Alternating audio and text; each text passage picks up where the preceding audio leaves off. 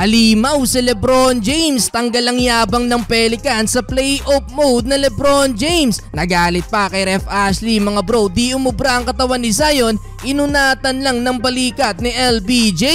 Final day, final game, parehas na napaka-importante ng huling game na to para sa Lakers at Pelicans dahil nakataya dito mga bro ang magiging senaryo ng postseason. Well, first quarter, maganda ang simula ng LA, 7 straight assists mula kay LeBron James, gaganda ng mga pasa ni LBJ dahil sa kanya maraming easy basket ang Lakers kaya naman maagang umabot sa double digit ang inahabol ng Pelicans. Halfway mark, nagpakawala ng dalawang sunod na tres ang home team pero binawi agad yan ng LA mula sa alley-oop assist na LBJ kay Anthony Davis at driving layup ni Austin Reeves. Under 4-minute mark naman mga bro na bad trip sa LBJ kay Ref Ashley nang mapareklamo si The King sa drive niya kontra kay Zion. Walang fouling in love kay LBJ at masama pa ang pagkakatitig sa babaeng referee. Leading scorer ng Lakers si Anthony Davis with 14 points, shooting 70% sa field pero baba sa 6 ang lamang ng Lakers dahil sa ginawang 9 straight points ni Brandon Ingram including etong buzzer beater mga bro to end the first quarter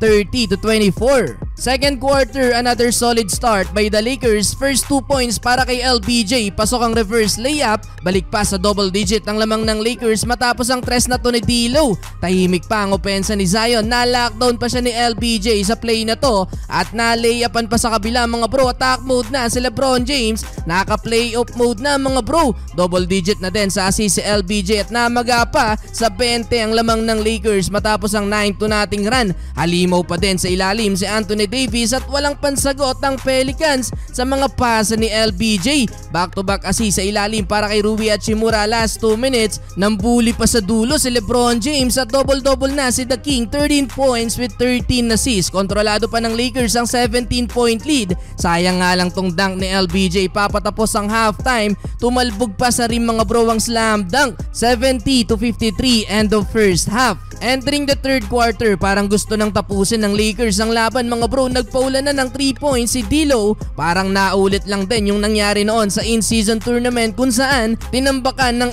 LA etong Pelicans ni Zion. Umabot pa sa 30 ang lamang ng Lakers mga bro. LeBron James na iwang bukas sa ilalim, easy dunk na yan kay The King. May double figure na lahat ng starting 5 ng Lakers. Tamang unat na lang din ng balikat sa LBJ kontra kay Zion. Well, kahit papano na ibaba pa din naman ng Pelicans sa 20 ang lamang ng LA. 14 points pa lang si Zion, 17 points naman para kay McCollum, 99-77 mga bro, end of third quarter. Well, fourth and final quarter, muling napareklamo kay Ref Ashley mga bro sa LBJ matapos ang late call na to, natamaan sa mukha si LeBron. Buwat mode na si Anthony Davis at maintaining pa din sa 20 ang lamang ng LA. Halfway mark mga bro, naitala na ni LBJ ang kanyang triple-double. Pinaglalaroan na lang din ng depensa ni Zion. Bad news nga lang mga bro dahil etong si Anthony Davis bigla na lang may naramdamang sakit sa tuhod at di tiyak ang naging dahilan mga bro pero namimilipit sa sakit si AD at napabalik agad ng locker room. Buti na lang malaki ang hawak na lamang ng Lakers at binuhat na din ni LeBron James ang LA sa uli. Panalo pa din mga bro ang LA Lakers at secured ang 8th spot. Muling makakaharap ang Pelicans sa unang araw ng play-in tournament.